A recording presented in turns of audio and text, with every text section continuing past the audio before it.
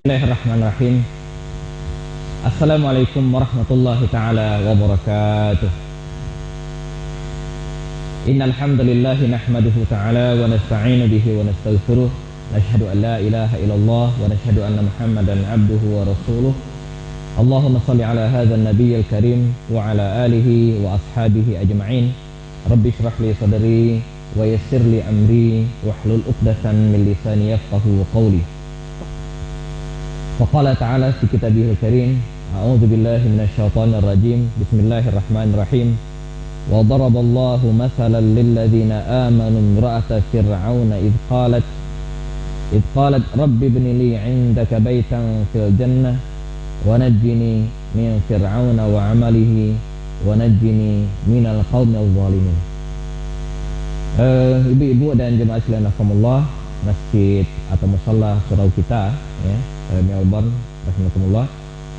Kita bersyukur kepada Allah Subhanahu wa taala pada siang hari di awal Ramadan ini diberikan kesehatan sehingga kita bisa melaksanakan salah satu agenda yang sudah jauh-jauh hari kita rencanakan.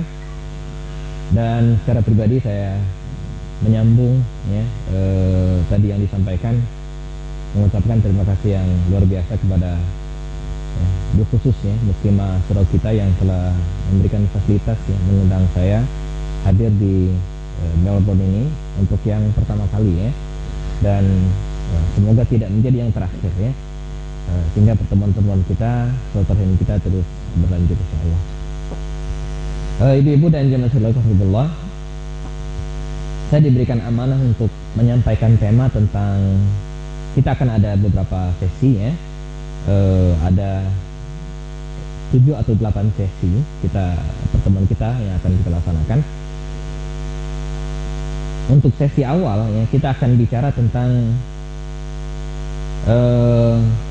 An-Nisa ya, Al-Mubasysyar atau Al-Mubasysyarah bil Jannah ya. Jadi wanita-wanita yang sudah diberi kabar oleh Allah Subhanahu wa taala akan masuk surga ya. Jadi ada beberapa wanita yang sudah ditakdirkan oleh Allah Subhanahu wa taala melalui Al-Qur'an maupun hadis-hadis Rasulullah SAW bahwa mereka akan masuk surga. Ya.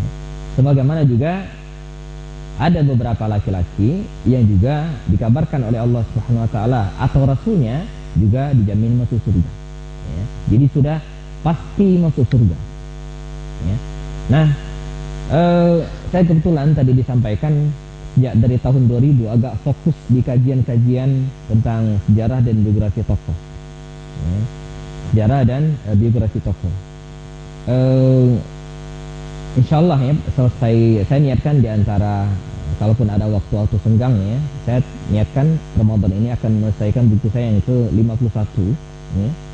Judul yang ke-51, 50 sudah terbit.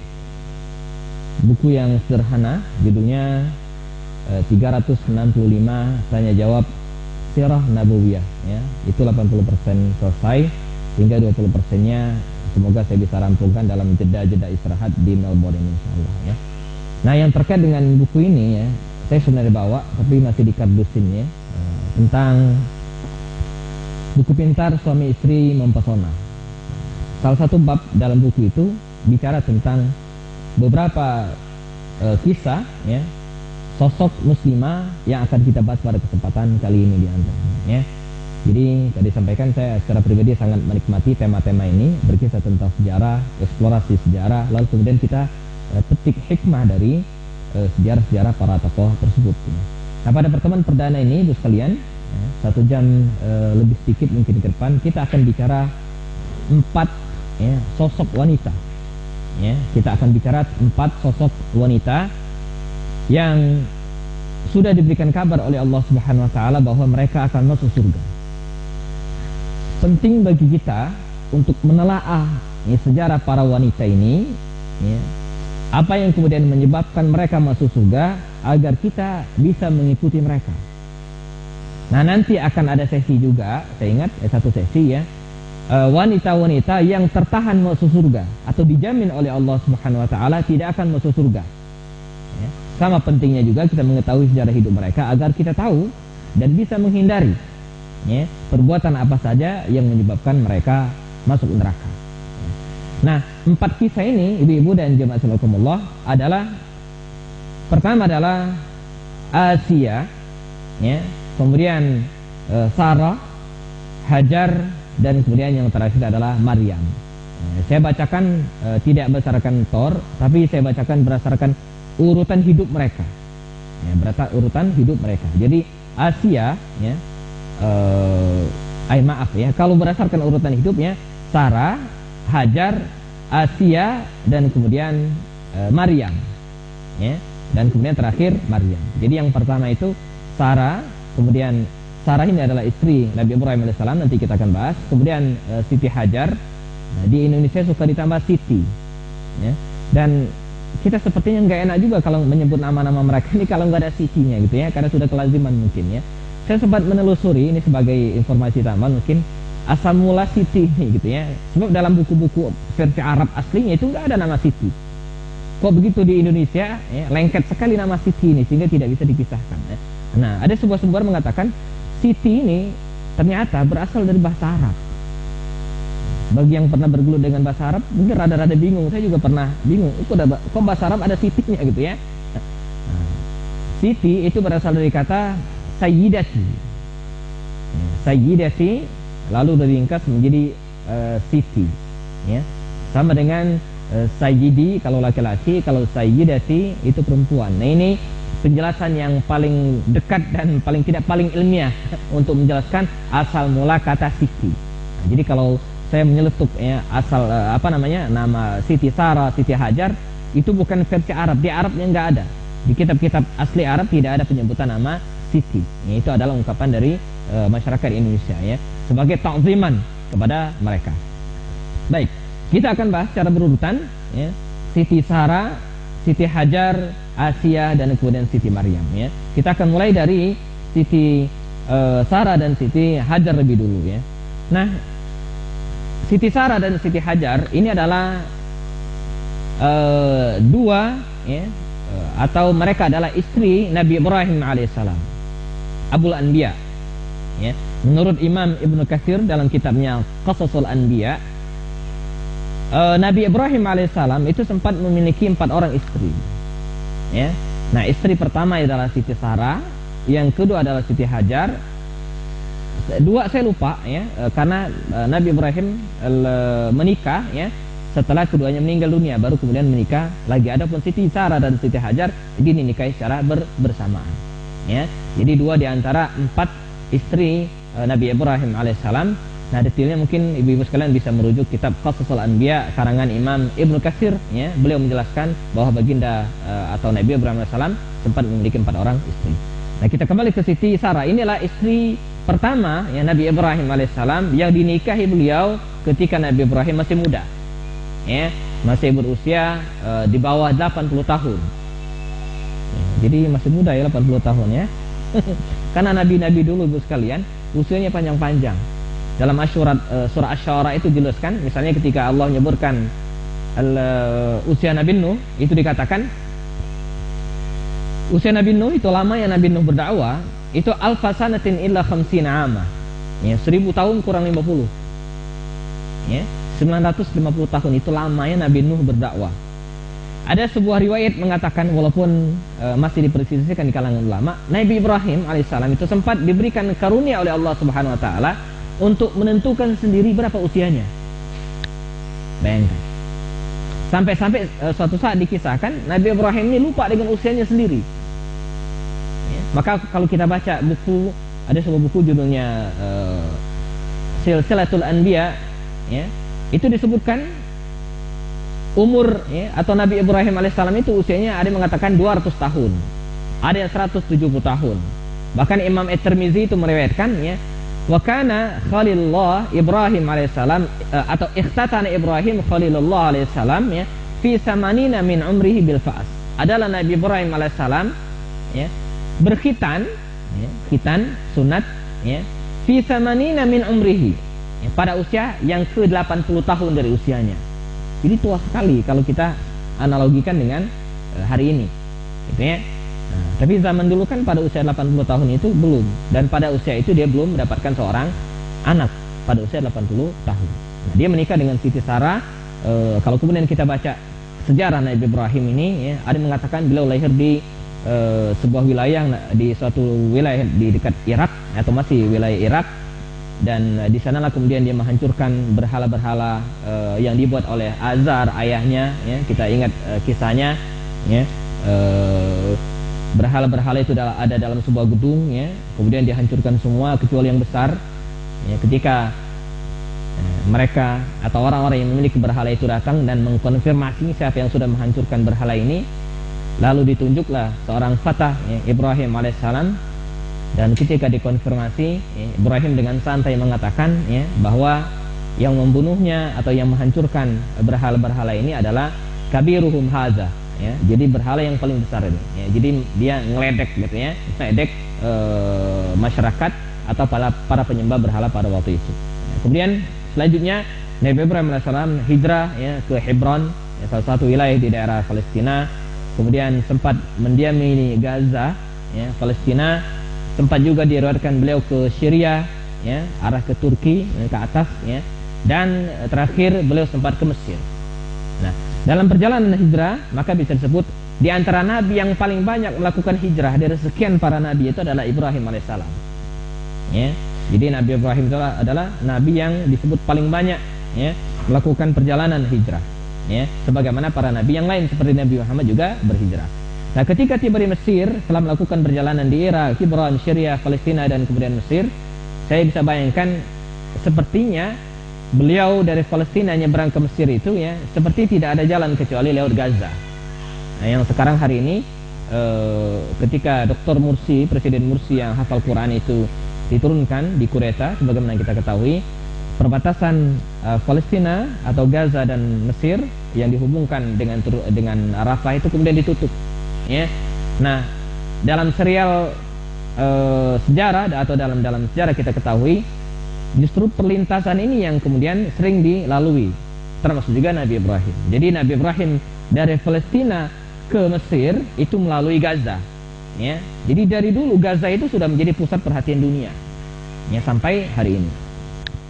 Nah, ketika tiba di Mesir, ya, dia segera berdiam di Mesir untuk beberapa saat. Tidak ada riwayat yang menyatakan kepastian berapa tahun beliau tinggal di situ.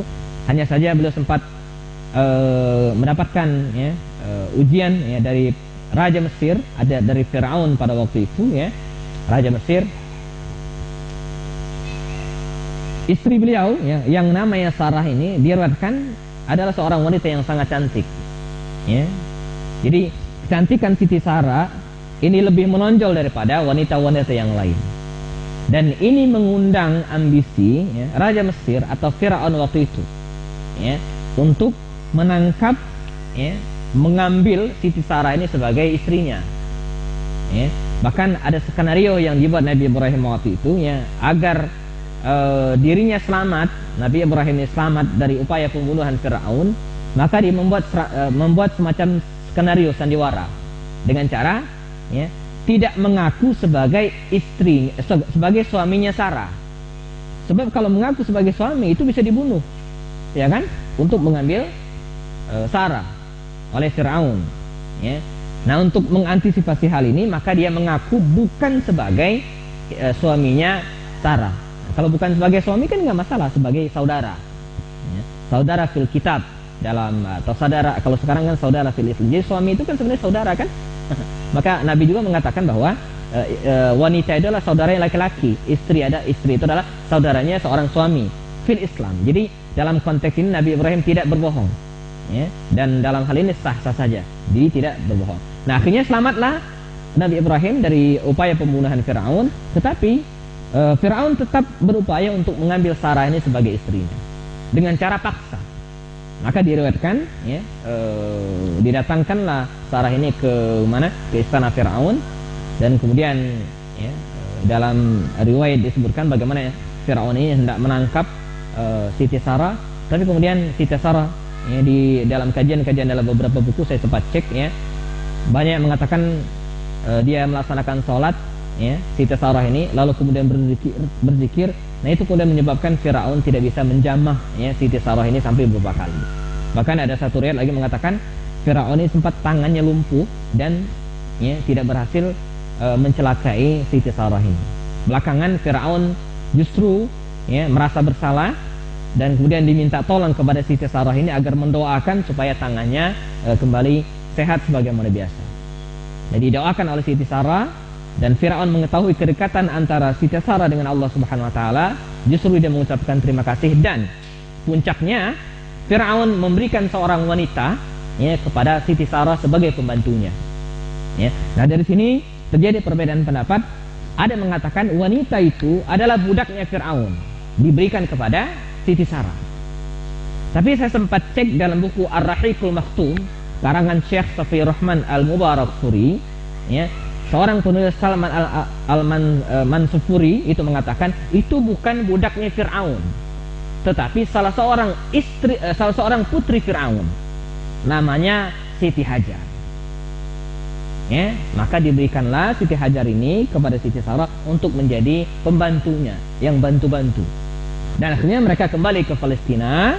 Di Palestina kemudian Nabi Ibrahim menikahi putri Fir'aun ini yang namanya Siti Hajar. Jadilah Siti Hajar menjadi istri kedua Nabi Ibrahim alaihissalam. Seorang wanita Qibtiyah al-Misriyah, seorang wanita keturunan Raja Mesir, dari kampung Qibti.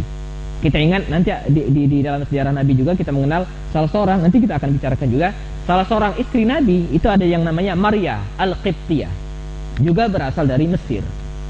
Berasal dari Mesir. Maka menikahlah Nabi Ibrahim alaihissalam atas persetujuan dan dorongan dari Siti Sarah. Nabi Ibrahim menikah dengan Siti Hajar. Ada beberapa ulama menjelaskan, di antaranya misalnya di antara motivasi pernikahan itu agar mereka memiliki keturunan, karena usia Nabi Ibrahim sudah hampir 100 tahun, sudah 88 tahunan, 87 atau 88 tahun belum memiliki anak. Akhirnya ketika dia menikahi Siti Hajar yang merupakan putri Fir'aun dari Mesir ini, dari sinilah kemudian lahirlah seorang anak yang kita kenal dengan Nabi Ismail alaihissalam. Dari Siti Hajar ini lahirlah Nabi Ismail alaihissalam. Nah, dari sini kemudian muncul lagi beberapa riwayat.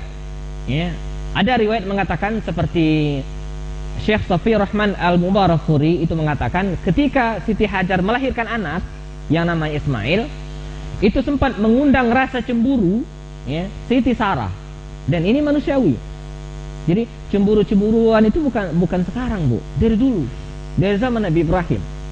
Nanti kita akan bicara tentang istri-istri Rasul, tingkat cemburu Aisyah dan Hafsah itu sampai menurun atau sampai menyebabkan Allah Subhanahu wa taala menurunkan surat At-Tahrim.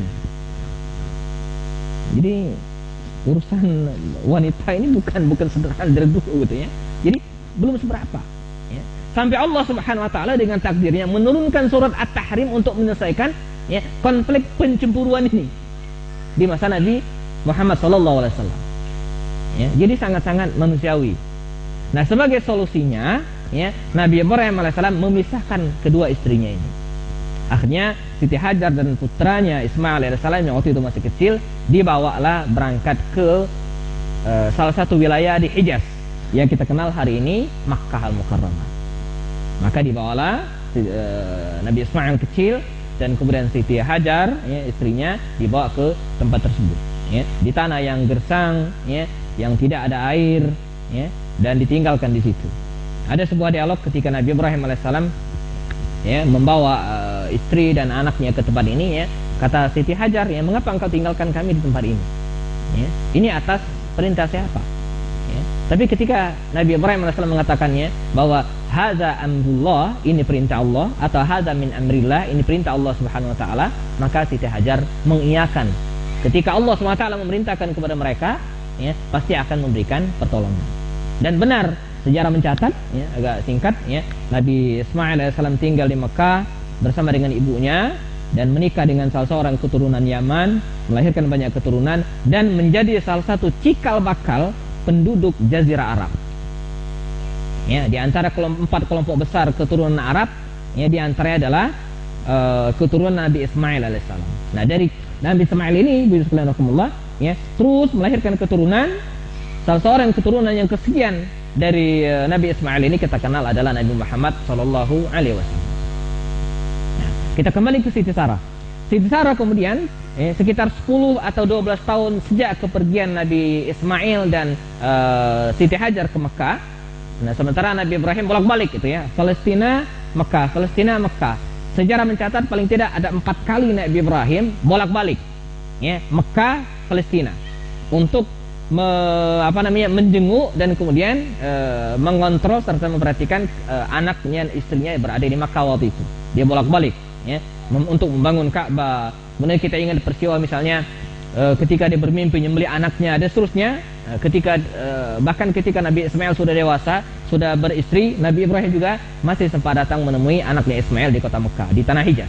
Nah, kembali ke Sarah, 13 atau 14 tahun sejak kepergian Siti Hajar ke Mekah, ya, maka lahirlah atau Allah SWT mentakdirkan, ya, Siti Sarah yang sudah tua ini, ya, yang usianya sudah 90 tahunan, ya, melahirkan seorang anak. Yang kita kenal anaknya bernama Ishak. Ya, jadi Nabi Ismail itu dari Siti Hajar, sementara Nabi Ishak itu dari Siti Sarah. Nah, Nabi Ishak ini, ya, belakangan melahirkan banyak keturunan. Di antara keturunannya ada yang namanya Yakub atau Nabi Yakub. Nah, Nabi Yakub ini melahirkan banyak keturunan. Kalau kita lihat dalam surat Yusuf, ya, dia memiliki 12 orang anak. Di antara anak Nabi Yakub ini ada yang namanya Yusuf. Saudari Yusuf berlainan ibu ada yang namanya Yahuza, yang kemudian menjadi cikal bakal keturunan orang-orang Yahudi. Dari sinilah kemudian dari keturunan Nabi Yakub ini lahirlah beberapa orang nabi. Di antaranya adalah Nabi Musa alaihissalam yang akan kita kisahkan pada kisah Maryam nanti. Nah, ini sekilas ibu sekalian cerita tentang Siti Sarah dan Siti Hajar, dan yang melahirkan 2 keturunan besar. Jadi luar biasa, ya. 2 wanita ini, ya, menjadi tonggak, menjadi sumber, ya, sekian banyak nabi, ya. Siti Sarah itu melahirkan Ismail dan Ismail melahirkan Rasulullah SAW. Siti Hajar melahirkan Ismail dan Ismail dari sekian keturunannya adalah Nabi Muhammad SAW. Ya. Sementara Siti Sarah itu melahirkan Nabi Ishak, Yakub, dan melahirkan sekian banyak para nabi. Ya. Ada nabi misalnya Nabi Yusuf, ya, kemudian Zakaria, Yahya, Musa, Harun, Daud, Sulaiman, itu merupakan keturunan dari Nabi Ishak yang merupakan keturunan dari Siti Hajar. Nah, sekalian, belakangannya sejarah mencatat, ya, kedua orang ini, Siti Hajar dan Siti Sarah ini meninggal lebih dulu dari Nabi Ibrahim, dan Nabi Ibrahim sempat menikah 2 kali dengan seorang wanita dan melahirkan juga beberapa keturunan. Nah, ada beberapa hal yang kemudian, ya, bisa kita lihat dari sejarah 2 tokoh ini, ya, Siti Sarah dan Siti Hajar ini. Pertama, dan ini akan kita eksplorasi tentang, ya, bicara tentang ketaatan, ya, bicara tentang ketaatan. Seorang ulama, saya lupa dalam kitabnya apa, ya, Dr. Munir Muhammad Ghadban itu mengatakan, seorang ulama asal Mesir, ya, mengatakan, dia menulis sebuah buku yang sangat terkenal, Al-Manhaj Al-Haraki, ya. Dia mengatakan tonggak peradaban sebuah bangsa, ya, itu hanya bisa ditancapkan karena 2 hal. Pertama adalah ketaatan rakyat terhadap pemimpinnya fil ma'ruf, dalam hal kebenaran. Yang kedua adalah ta'atu zauja, ketaatan istri kepada suaminya fil ma'ruf, dalam hal kebenaran. Di peradaban sebuah bangsa itu tidak akan bisa ditegakkan kecuali dengan ketaatan ini. Jadi kalau rakyat sudah tidak taat kepada pemimpinnya yang benar, yang soleh, ya, rakyat tidak taat kepada pemimpinnya yang benar, maka peradaban sebuah bangsa tidak akan bisa ditegakkan. Dan demikian juga kalau seorang seorang istri, ya, tidak taat kepada suaminya fil ma'ruf, dalam hal kebenaran, maka peradaban sebuah bangsa juga tidak akan ditegakkan. Kata Rasulullah dalam sebuah hadis yang sangat ekstrim, seandainya, ya, manusia itu dibolehkan sujud kepada orang lain, la amartun nisa an tasjuda li zawjiha, sungguh akan aku perintahkan kepada seorang istri untuk sujud kepada suaminya. Saking harusnya seorang istri taat kepada suaminya fil ma'ruf, dalam hal kebenaran. Ya, dalam hal ketidakbenaran nanti kita akan lihat kisah Asia, ya, ketika dia berhadapan dengan Firaun, ya, ketika berhadapan dengan Firaun. Tapi kalau dalam ketaatan, apalagi kemudian urusannya adalah min amrillah, urusan Allah Subhanahu wa taala, maka wajib taat. Wajib taat, gitu kan? Kemudian yang berikutnya, jazakumullah, selain ketaatan, kita belajar dari Siti Sarah ini apa yang disebut dengan ketegaran. Ya, kita belajar ketegaran, ketaatan, kemudian yang kedua ketegaran ketika mendampingi suaminya. Ya, melakukan perjalanan dari Irak, Hebron, Syria, kemudian Mesir, dan kemudian kembali ke Palestina. Ya, melakukan perjalanan sedemikian rupa, ya, tanpa dikaruniai seorang anak, dengan segala letih dan lelah, tapi kemudian dia begitu setia, ya, tegar mendampingi suaminya. Saya kira ibu sekalian, saya tidak perlu bicara panjang lebar tentang hal ini. Ketika ibu sekalian hadir di sini bersama dengan suami, itu bagian dari ketaatan, ketegaran mendampingi para suami. Ya, karena ibu sekalian rahimakumullah, kadang ya suami, saya bicara sebagai suami gitu ya, bicara sebagai suami, kadang motivasi yang diberikan oleh seorang istri sepele bagi seorang istri, tapi bagi suami itu luar biasa. Ya, bahkan ada sebuah penelitian di Prancis ibu sekalian, bagaimana kuatnya atau bagaimana seharusnya seorang suami dan istri itu ya betul-betul menjaga kedekatan emosi mereka. Kan? Di Prancis itu pernah dilakukan penelitian begini. Orang Barat itu kan kadang kalau melakukan penelitian, ya apa aja diteliti gitu ya, apa aja diteliti. Ya, termasuk diantaranya tentang peristiwa ini ya. Jadi mereka menyebarkan semacam angket, ya, survei. Di antara pertanyaan angket itu adalah, apakah Anda ketika suami akan berangkat bekerja, ya, atau berpisah, misalnya sementara, misalnya pergi kemana, misalnya, apakah Anda mencium istri Anda atau tidak? Jadi pertanyaan ditanyakan kepada suami, apakah ketika suami Anda akan pergi, ini di Barat bu ya, bukan di Indonesia. Ya, kalau di Barat kan lazim yang seperti itu ya. Ya, apakah ketika akan keluar rumah bekerja, apakah Anda mencium istri Anda atau tidak? Kalau sekarang mungkin bukan mencium, tapi cium tangan begitu ya. Nah, itu terbagi dua, ada yang mengatakan iya, ada yang mengatakan tidak. Nah ternyata ujung dari pertanyaan ini ada ekornya bu. Bagi para suami yang ketika akan berangkat bekerja mencium istrinya, ternyata fakta di lapangan menjelaskan, ya, ketika mereka berkendaraan, ya, mengemudi, ya, itu lebih tenang, lebih nyaman, dan sedikit ditemukan di antara mereka yang mengalami kecelakaan. Dan fakta yang kedua, ini penting diingat oleh ibu-ibu.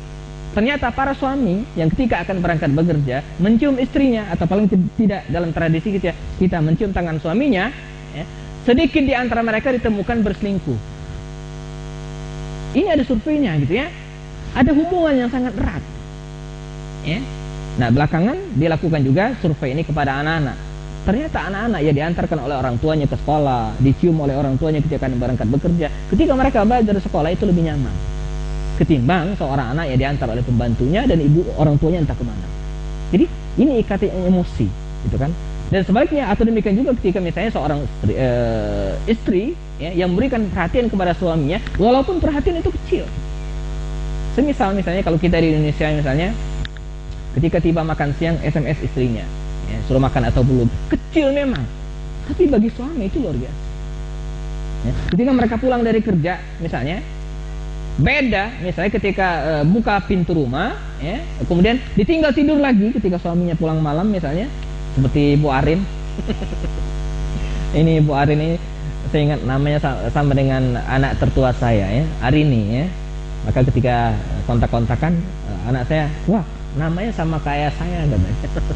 Nah ketika saya pulang malam, istri sudah tidur, buka pintu kemudian tidur lagi, itu beda dengan ya, istri datang diberikan air putih atau misalnya air hangat, teh dan seterusnya, itu beda walaupun hanya sekedar air putih.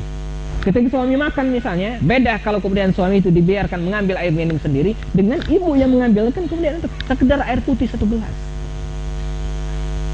Ya, secara psikologis itu sangat berpengaruh. Gitu kan. Nah, kembali ke Siti Sarah, kedekatan, ketegaran, ya, ketaatan kepada suami, ya, ini betul-betul kita belajar kepada Siti Sarah. Nah, poin yang ketiga, teladan yang ketiga kita pelajari dari Siti Sarah itu adalah kedekatannya dengan Allah Subhanahu wa taala. Ini yang menyelamatkan dia dari usaha ya, buruk Fir'aun. Kedekatan ibadahnya kepada Allah Subhanahu wa taala. Ya.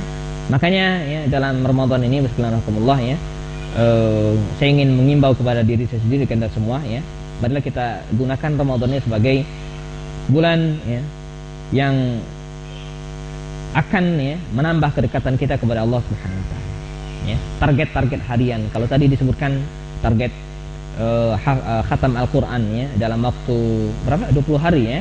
Nah, karena ibu-ibu mungkin harus ada antisipasi 7 sampai 10 hari tidak bisa baca Quran ya, tidak bisa berpuasa. Segera target 20 hari itu adalah target yang sangat ideal gitu ya. Itu merupakan salah satu cara kita untuk mendekatkan kepada Allah Subhanahu wa taala. Ya, melaksanakan sholat 5 waktu ya, itu tidak perlu dibahas. Tapi tambahan lain misalnya melaksanakan sholat tarawih ya, mungkin yang bisa melaksanakan sholat tarawih berjamaah di masjid, di musholla ya, terdekat atau di surau kita ini ya, kita laksanakan. Bagi yang tidak ya, itu kemudian tidak menghalangi kita untuk melaksanakan sendiri di rumah ya, jadi sah-sah saja. Bahkan ketika kita melaksanakan sholat sendirian di rumah ya, dari sisi yang lain kita bisa lebih tenang ya, lebih banyak rakaatnya, lebih lama dan seterusnya. Poinnya adalah teladan dari Siti Sarah adalah bagaimana kedekatan beliau ya, dengan Allah Subhanahu wa taala sangat-sangat luar biasa.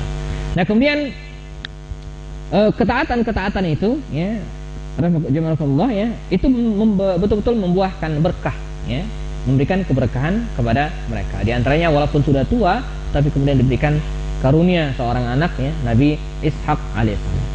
Nah, hal yang sama juga kita temukan pada Siti Hajar.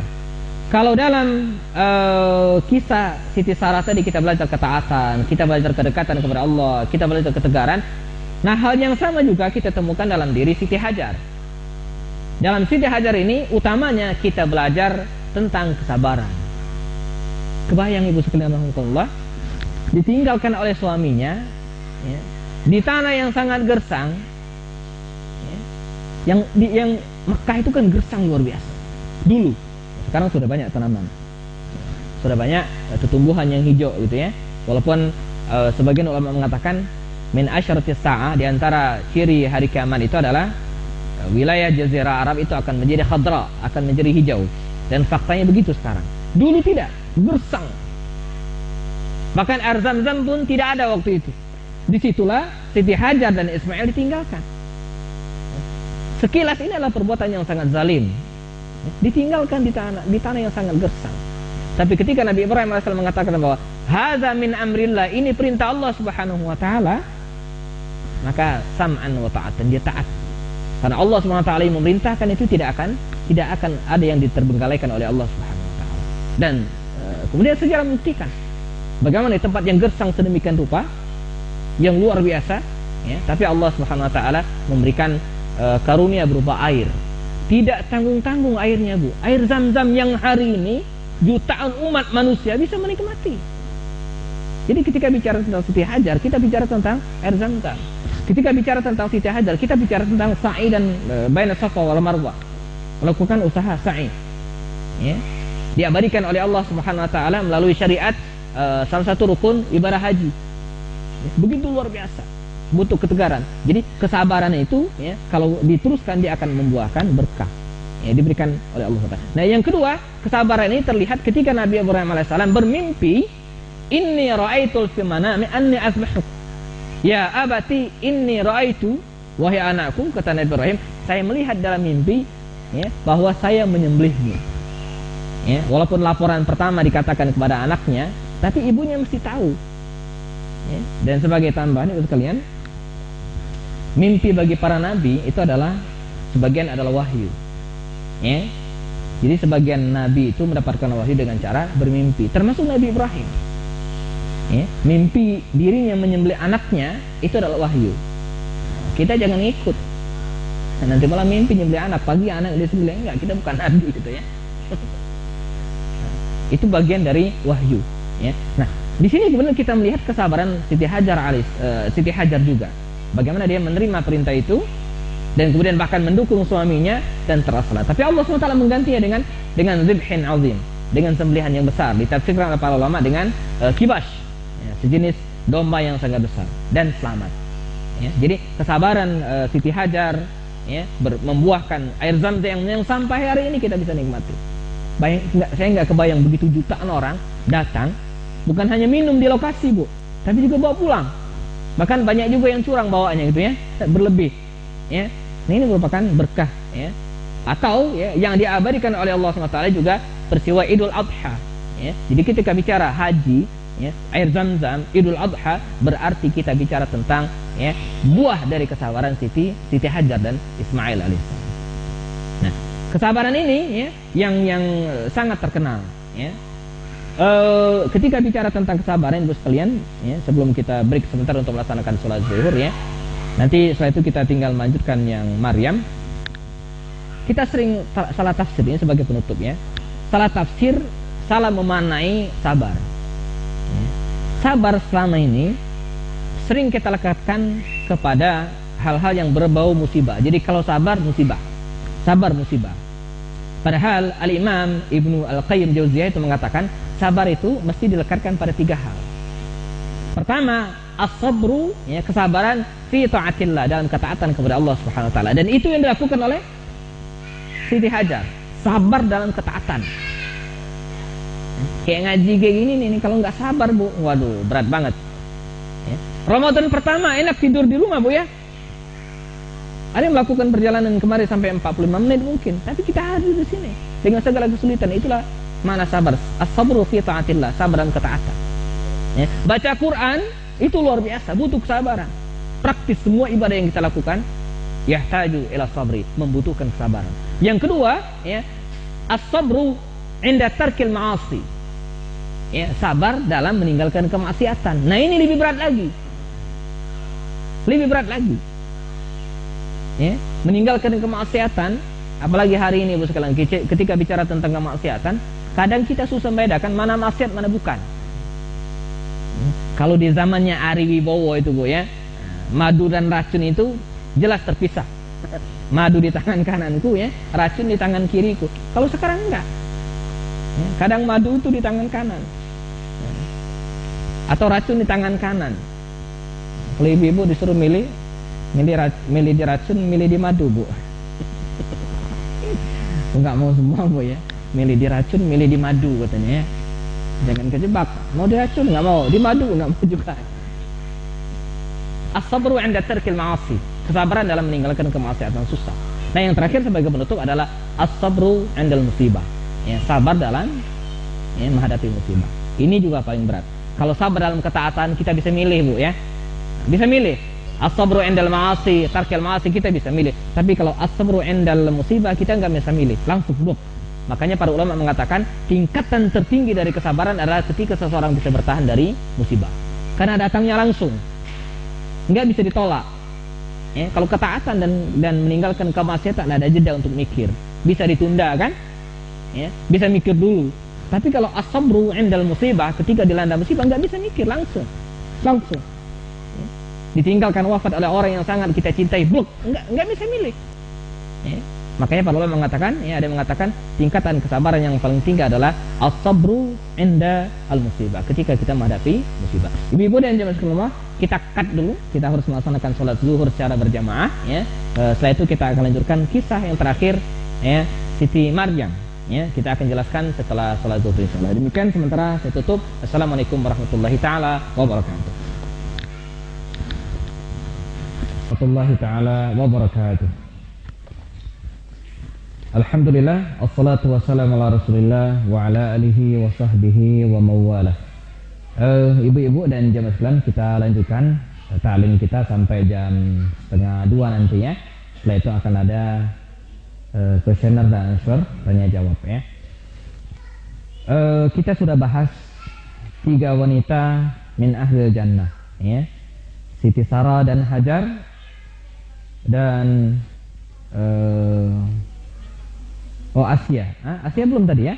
Oh, belum. Betul. Baik, kita ke Asia dulu kalau begitu ya. Saya lupa ya. Asia. Nah, itu sekalian alhamdulillah, sebelum kita membahas Maryam ya, wanita yang terakhir ya, yang akan kita bahas pada kesempatan kali ini, kita akan bicara tentang Asia. Asia dalam kitab-kitab tafsir ketika menafsirkan firman Allah Subhanahu wa taala dalam Al-Qur'an surat At-Tahrim ya. Surat At-Tahrim pada ayat yang ke-11 Allah Subhanahu wa taala berfirman, nanti bisa dicek lagi di Al-Qur'an surat At-Tahrim ayat yang ke-11 ya.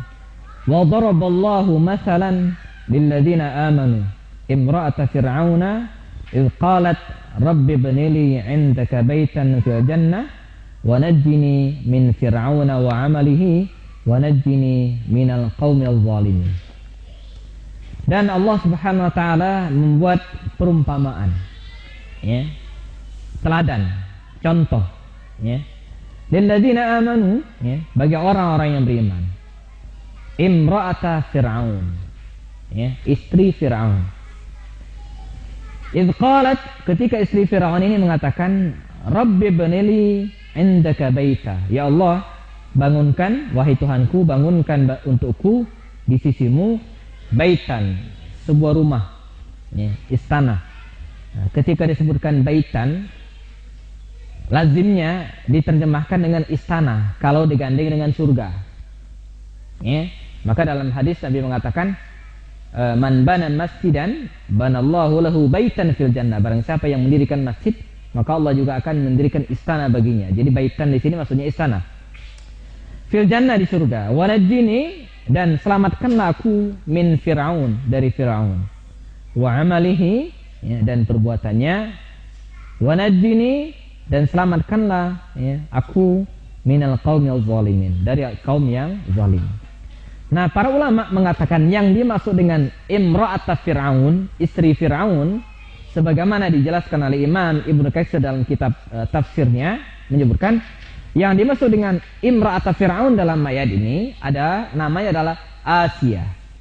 Ya. Asia ya, binti Muzahim. Asia binti Muzahim. Ya. Nah, berdasarkan hadis Rasul sallallahu alaihi wasallam tadi dibacakan, ada beberapa wanita yang diagungkan oleh Allah SWT, di antara Asia binti Muzahim.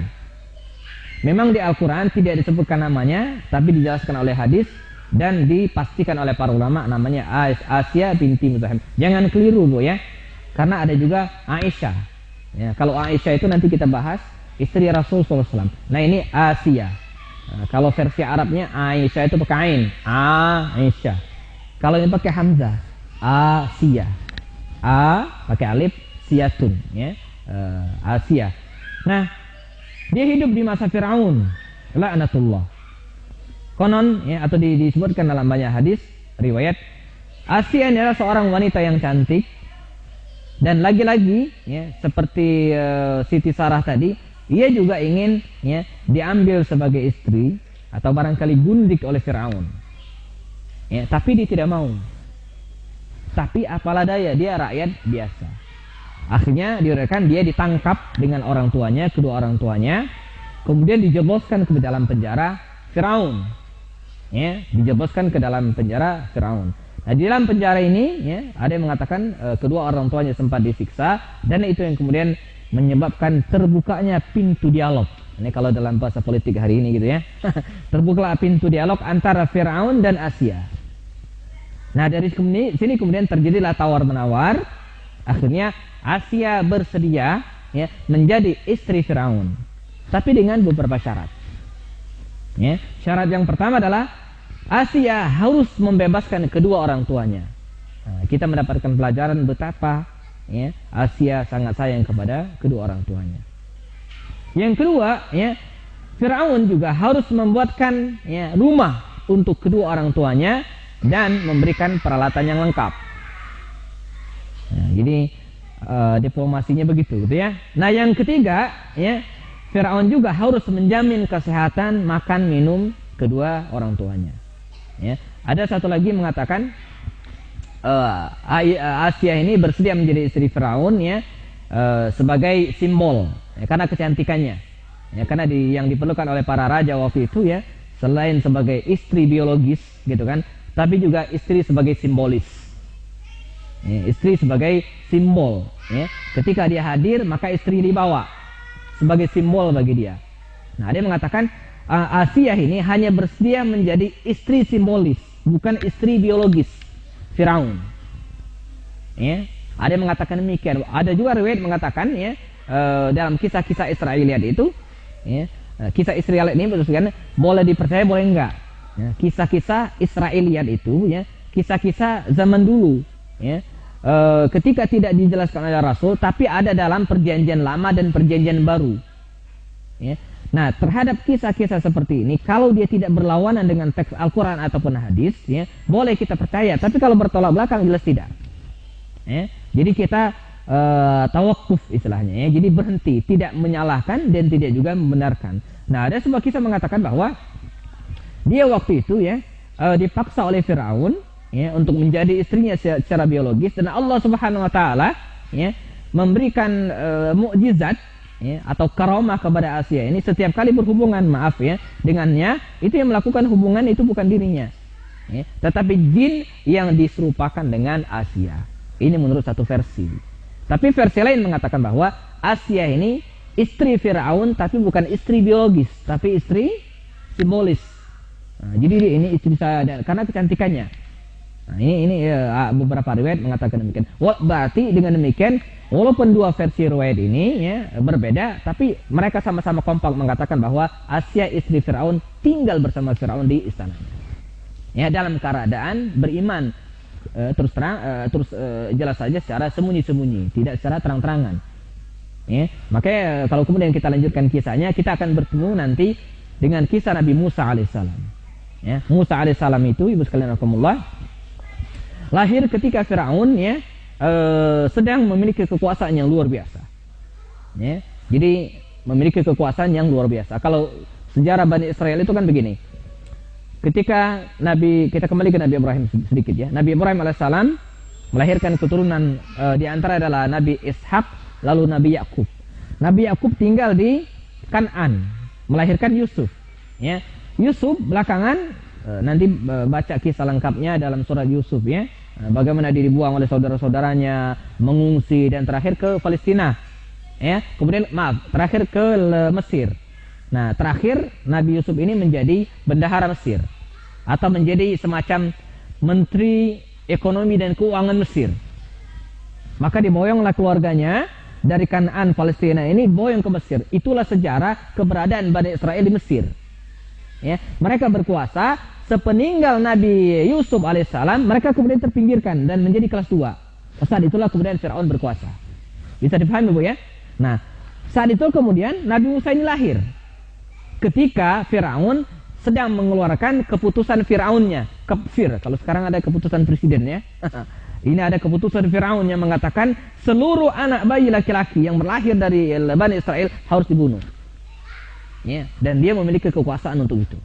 Tapi Allah SWT lebih kuasa lagi ya, pada saat kekuasaan Firaun sedang berada di atasnya, justru Allah ya mentakdirkan Nabi Musa lahir. Dan selamat, bukan hanya selamat Bu, menyusupkan bayi Nabi Musa ini ke istana Firaun. Kita renungkan betapa kuasanya Allah. Firaun kan kekuasaan luar biasa, bisa membunuh orang sekejap ya. Nah, Allah memasukkan musuhnya ini ke dalam ya. Bukan hanya di lingkaran, di dalam istana. Nah, yang menyelamatkan Musa itu adalah Asia ini, imra'atu Firaun. Dalam riwayat kita dapatkan misalnya lagi dalam Qasasul Anbiya misalnya disebutkan ketika Nabi Musa alaihissalam ini waktu kecil dihanyutkan oleh ibunya Sungai Nil ya, dan kemudian ketika saat itu Asia ini ya, sedang berada di pinggir Sungai Nil ini, dia melihat ada bayi yang dihanyutkan, kemudian diambil ya, perpaduan antara air dan syajar pohon, lahirlah kata Musa, Mia dan Syajarah ya. Lahirlah kata Musa. Kemudian diambil dan sempat ingin dibunuh oleh Firaun ya, tapi dicegah oleh Asia ya. Nah, karena ini kemudian menjelaskan dua riwayat tadi, baik riwayat yang mengatakan bahwa Firaun hanya menjadikan Asia sebagai wanita simbolis, bukan istri biologis, atau riwayat yang mengatakan bahwa ketika berhubungan dengan Asia hanyalah jelmaan jin ya. Dua-duanya ini bisa benar karena riwayat mengatakan antara Firaun dan Asia ini tidak melahirkan keturunan ya. Terserah mau percaya versi yang mana gitu kan ya. Saya lebih cenderung percaya kepada versi yang pertama bahwa dia sebagai simbolis, karena akadnya begitu gitu kan. Seorang raja itu kan kadang dia tidak hanya butuh biologis, tapi simbolis, dan itu yang didapatkan dari Asia. Nah, dia tidak mendapatkan keturunan. Itu menjadi alasan bagi Asia, ya, bahwa supaya orang tahu bahwa kita punya anak. Ini orangnya, Musa. Maka hiduplah Nabi Musa alaihissalam di lingkungan istana Firaun, ya, dan dirawat oleh Firaun bersama dengan keimanan Asia. Ya, ketika bicara tentang Nabi Musa, saya kira agak panjang kisahnya. Sekarang kita sedang bicara tentang Asia. Ternyata di dalam lingkungan Firaun ini juga, ya, hidup beberapa orang juga yang beriman kepada Allah Subhanahu Wa Taala.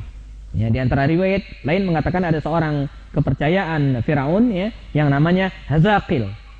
Hazaqil dalam versi riwayat, ya, Qasasul Anbiya disebutkan dengan Hazaqil, ya, yang memiliki seorang istri, ya, tukang rias keluarga Firaun.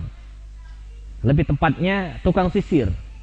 Dalam bahasa Arab, sisir itu adalah al-musht, ya. Masyata yamshutu, ya, mim, shin dan to, masyata, ya, yamshutu, tukang sisir itu disebut dengan masyita. Nah, jadi kalau ibu-ibu sekalian pernah dengar riwayat masyita, masyita itu bukan nama orang, tapi profesi, ya, tukang sisir, masyatatun, ya. Suaminya namanya Hazaqil. Ketahuan beriman kepada Allah Subhanahu Wa Taala, dibunuh Hazaqil ini, ya, sekeluarga dengan Masyitah, ya. Itu riwayatnya dimasukkan dalam kuali dan kemudian digoreng, begitu kira-kira, ya, karena mereka mempertahankan keimanan Masyitah ini, ya. Bahkan ada juga yang mengatakan ketika dia ragu, ya, untuk dicemplungkan ke dalam kuali yang sangat besar itu, ya, Masyitah ini sempat ragu keimanannya, ini ngikut apa enggak, menggadaikan akidahnya atau tidak. Itu ada seorang anak bayi yang masih kecil, ya, yang memperkuat keyakinan, ya, ibunya agar mereka mencemplungkan diri dalam kuali besar yang sudah disiapkan oleh Firaun. Ya, itulah salah satu atau salah seorang bayi yang bisa bicara ketika masih kecil menurut satu riwayat, ya. Nah, Asia itu belum ketahuan, ya, belum ketahuan bahwa dia beriman. Nah, belakangan, ya, ketika satu demi satu pengikut Firaun yang beriman kepada Allah SWT ketahuan diantaranya Hazaqil dan istrinya. Nah, lambat laun kemudian ini juga ketahuan, Asia juga ketahuan, dan singkat, ya, tidak terlalu panjang ceritanya, dia juga dibunuh, ya. Sebelum dibunuh, ya, oleh Firaun, ya, karena ketahuan beriman kepada Allah Subhanahu Wa Taala, ya, Asia ini sempat berdoa kepada Allah Subhanahu Wa Taala, ya. Doanya sebagaimana disebutkan oleh Allah SWT dalam surat At-Tahrim tadi, ya, Rabbi bnili 'indaka baitan fil jannah wa najjini min fir'auna wa 'amalihi wa najjini minal qaumil zalimin. Ya Allah, bangunkanlah bagiku sebuah istana di surga, selamatkanlah aku dari Firaun dan perbuatannya, serta selamatkanlah aku dari orang-orang yang zalim. Maka dia meninggal, ya, syahid, dibunuh oleh Firaun karena ketahuan beriman kepada Allah SWT, dan dia tetap tegar.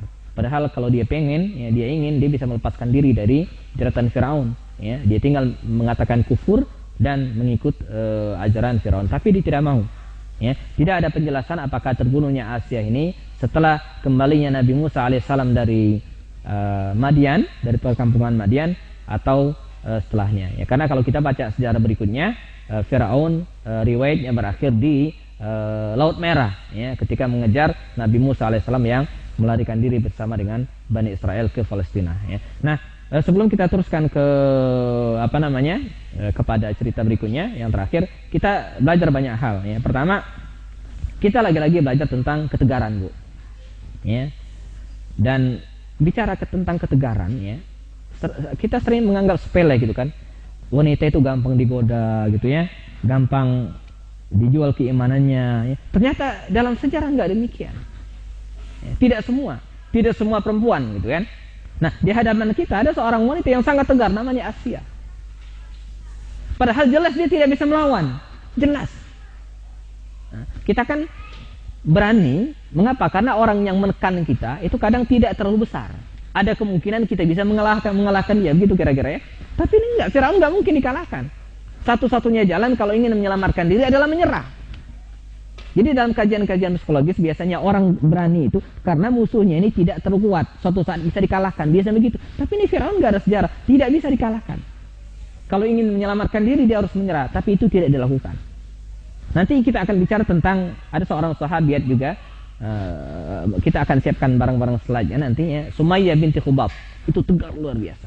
Saya ada filmnya bagaimana dia ditusuk oleh Abu Jahal. Tegar luar biasa. Jadi ketika bicara tentang ketegaran itu sungguhnya tidak hanya milik para laki, ya. Para wanita yang diabadikan oleh Allah SWT dalam Al-Quran juga tegar dalam memegang akidahnya.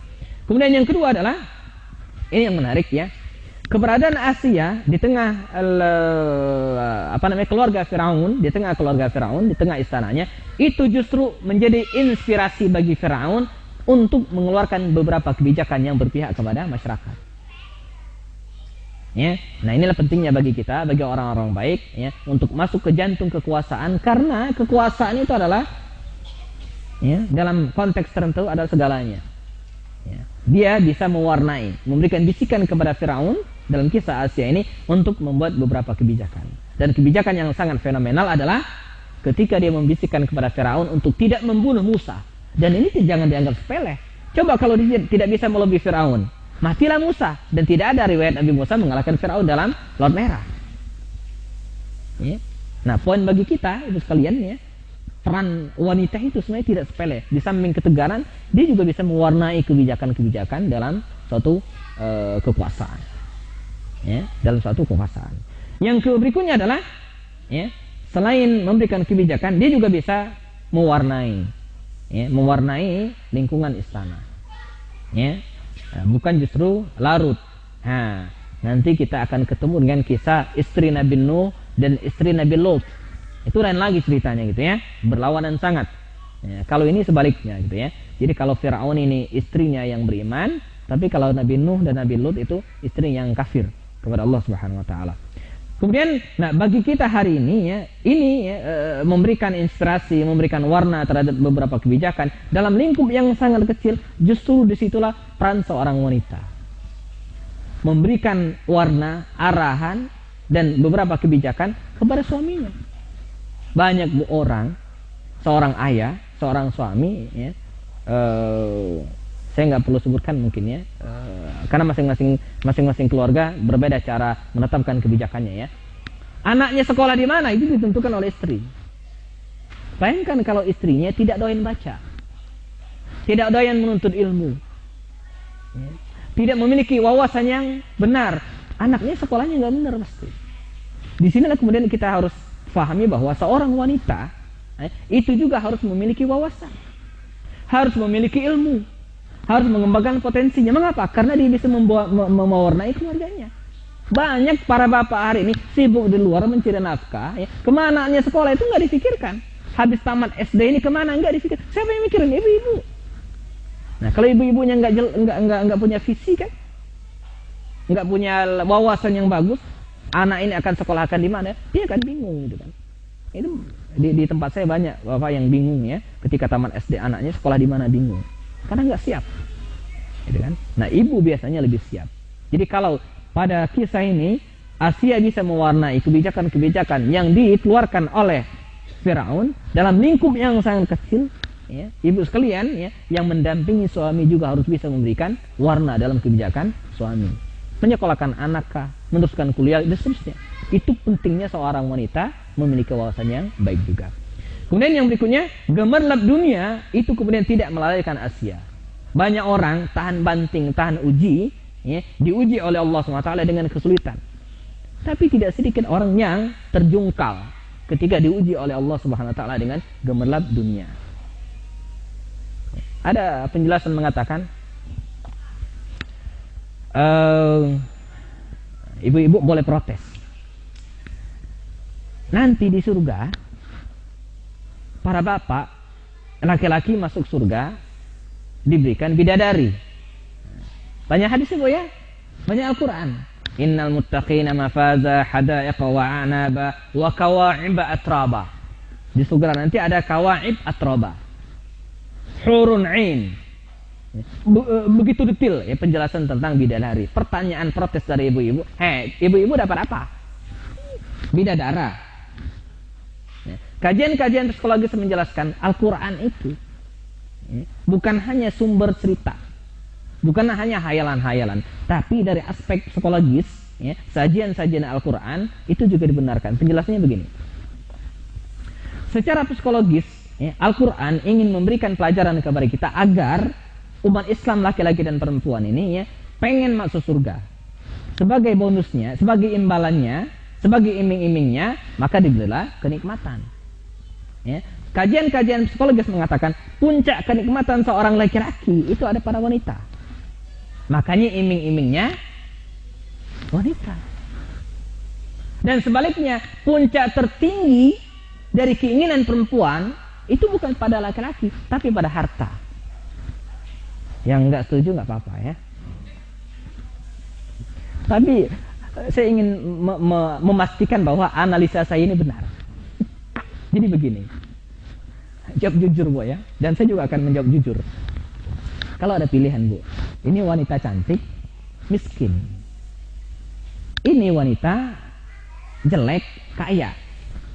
Kira-kira seorang laki-laki biasanya milih yang mana Bu? Cantik, miskin, cantik tapi kaya. Maunya ya. Cuman kalau pilihan cuma dua ya, cantik, miskin, kaya, jelek. Umumnya laki-laki itu akan memilih yang pertama. Toh yang nyari duit saya nanti bisa. Gitu kan? Umumnya begitu. Ada yang milih sebaliknya atau ada yang serakah dua-duanya gitu ya. Nah, kalau saya balik pertanyaannya, ya, seorang wanita disodorkan pada tawaran, jangan pilih dua-duanya Bu ya, pilih salah satu ya. Seorang pemuda ganteng tapi kere, tahu kere Bu? Kere bahasanya Bu Arin apa ya? Miskin gitu ya, miskin di bawah miskin lagi ya, miskin fakir kere, kere itu di bawahnya lagi Bu ya. Tapi ganteng Bu. Ada seorang laki-laki yang lain ya enggak ganteng gitu kan, ya jelek lah gitu kan, tapi kaya raya. Kira-kira pilih yang mana Bu? Nggak usah dijawab Bu ya. Nah ini secara psikologis menjelaskan kepada kita bahwa Al-Quran itu bijak, dia memberikan iming-iming ya. Nah biasanya seorang wanita itu bisa takluk karena harta tadi, tapi tidak dengan kita bicara tentang Asia, tidak dengan Asia. Kalau dia pengen menjual keimanannya, kekayaan Fir'aun itu lebih dari cukup, tapi dia tidak mau, bersedia dia syahid dibunuh oleh Fir'aun ya, begitu luar biasa ya. Nah yang terakhir ya, ketegaran seorang Asia ini ya, itu tidak sia-sia. Allah Subhanahu wa taala janjikan surga sebagaimana bagi para wanita yang lain. Baik, agak cepat saja karena waktu kita terbatas. Kita beralih ke Maryam ya. Maryam ini wanita ya, tidak kalah fenomenal dengan wanita-wanita yang sudah kita jelaskan sebelumnya ya. Di antara bentuk fenomenal itu dan bentuk luar biasa, di antara wanita yang kita sebutkan tadi, Sarah, Hajar, Asia, ini lebih fenomenal lagi. Mengapa? Karena dia termasuk salah seorang wanita yang disebutkan namanya dan termaktub sebagai salah satu nama surat Al-Quran, surat Maryam. Jadi kalau nggak istimewa Bu, itu nggak disebutkan namanya, dan bukan hanya tidak disebutkan, diberi nama surat. Ya. Banyak para nabi, tapi tidak semuanya diabadikan melalui nama surat. Maryam itu surat Maryam. Ya. Nah dikisahkan sekalian, mengapa wanita ini spesial? Dia hidup di masa Nabi Zakaria alaihissalam. Jadi agak-agak akhir ya, Nabi Zakaria alaihissalam. Maka kita terakhir membahasnya ya, berdasarkan runut peristiwa. Nama ayahnya Imran. Yang menarik juga karena bapaknya, ayahnya disebutkan juga dalam Al-Quran. Kita mengenal surat Ali Imran, bukan Ali tapi Hamzah. Kita jangan salah Bu ya. Ali Imran artinya keluarga Imran. Ya, keluarga Imran. Nah ayahnya ini sangat dekat dengan Nabi Zakaria dan beriman kepada Nabi Zakaria alaihissalam. Ya. Dan dia sangat pengen memiliki seorang keturunan yang akan dipersembahkan ya kepada Allah Subhanahu wa taala untuk kebaikan. Jadi seorang ayah pengen anaknya ini nanti jadi ustadz, kira-kira begitulah. Berdoa terus. Istrinya lahir lagi, istrinya melahirkan. Istrinya melahirkan perempuan. Ibu-ibu kebayang enggak ya? Seorang tua pengen anaknya nanti lahir jadi ustadz. Yang lahir perempuan. Ini mau diapain gitu ya? Nah, kita baca firman Allah SWT dalam surat Al Imran ayat yang ke 36 ya, saya bacakan. Bismillahirrahmanirrahim. Nanti kalian bisa lebih detail lagi surat Ali Imran ayat 37, ayat 35 dan 36. إذ قالت امرأة عمران ربي إني نذرت لك ما في بطني محررا فتقبل مني إنك أنت السميع العليم. Makalah ya istri Imran, Imran ya berdoa, Rabbi, wahai Tuhanku, inni nazartu, sungguhnya aku bernazar, laka, kepadamu, ma fi batni, apa yang ada dalam kandunganku, muharrara. Muharrara itu artinya dibebaskan, dipersembahkan untuk Allah SWT, akan diabdikan untuk Allah SWT ya, bukan sebagai dokter, bukan sebagai insinyur, tapi sebagai seorang hamba Allah yang khusus beribadah kepada Allah SWT. Fataqabbal minni, maka terimalah doaku ini ya. Innaka antas sami'ul alim, sungguhnya engkau maha mendengar lagi maha mengetahui. Falamma wada'atha, ketika dia melahirkan, qalat, istri Imran ini mengatakan, qalat, Rabbi, Tuhanku, ini sungguhnya aku wada'tuha unsa, perempuan lahir. Dia berharap seorang laki-laki yang khusus akan dipersembahkan untuk mengabdi kepada Allah Subhanahu wa taala ya. Ini wada'tuha unsa, perempuan yang lahir ya. Kecewa itu kalian, tapi dia mengatakan wallahu a'lamu bima wada'at wa laysa dzakaru kal unsa. Allah mengetahui ya yang dilahirkan, walaysa dzakaru kal unsa, dan bukanlah laki-laki itu seperti perempuan. Wa inni sammaituha Maryam, dan aku menamakannya dengan Maryam ya, menamakannya dengan Maryam. Wa inni u'idzuha bika wa dzurriyyataha minasyaitonir rajim, dan sungguhnya aku berlindung ya, memperlindungkannya denganmu dan keturunannya dari godaan syaitan yang terkutuk. Fataqabbalaha rabbuha, Allah pun menerimanya, biqabulin hasanin, dengan penerimaan yang baik, wa ambataha nabatan hasana, dan tumbuh dengan perkembangan yang baik juga, wa kaffalaha Zakaria, dan hiduplah dia di bawah naungan, di bawah kafalah Zakaria ya, diajari oleh Zakaria. Ditempatkanlah Maryam kecil ini, Maryam gadis kecil ini, di Masjid Baitul Maqdis yang pernah dibangun oleh Nabi Sulaiman pendahulu mereka. Maka jadilah dia qanitin, berdiam diri, i'tikaf seharian, menghabiskan waktu belajar, membaca ayat-ayat Allah Subhanahu wa taala, menuntut ilmu di masjid tersebut atas bimbingan Nabi Zakaria alaihissalam. Ya.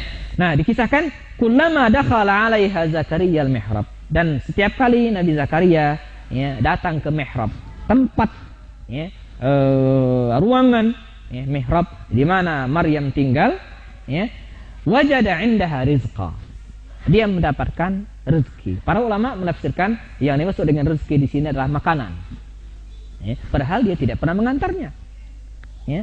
Imran juga tidak pernah mengantarkan karena sudah memberikan amanat ini kepada Nabi Zakaria. Dia tidak memberi makanan, tapi ditemukan rizqa ya, buah-buahan, makanan di samping Maryam.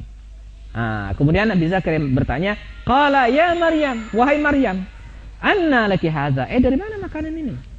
Saya tidak mengantar, orang tuamu juga tidak. Maryam mengatakan, qalat huwa min indillah, dia dari Allah Subhanahu wa taala. Ta'amun minal jannah, makanan dari surga. Ya, makanan dari surga. Innallaha yarzuqu man yasha bighairi hisab. Allah SWT memberikan ya rezeki kepada orang yang dikehendaki bighairi hisab, tanpa batas, tanpa perencanaan. Nah, jadi di sini kemudian kita lihat betapa Allah Subhanahu wa taala memberikan karunia kepada Imran berupa seorang anak wanita. Ya. Nah, kisah berlanjut ya, nanti Ibu sekalian bisa detail, ini agak panjang kalau kemudian kita terjemahkan per kata ya. Nanti bisa rujuk lagi khusus dalam surat Maryam. Cerita tentang Maryam.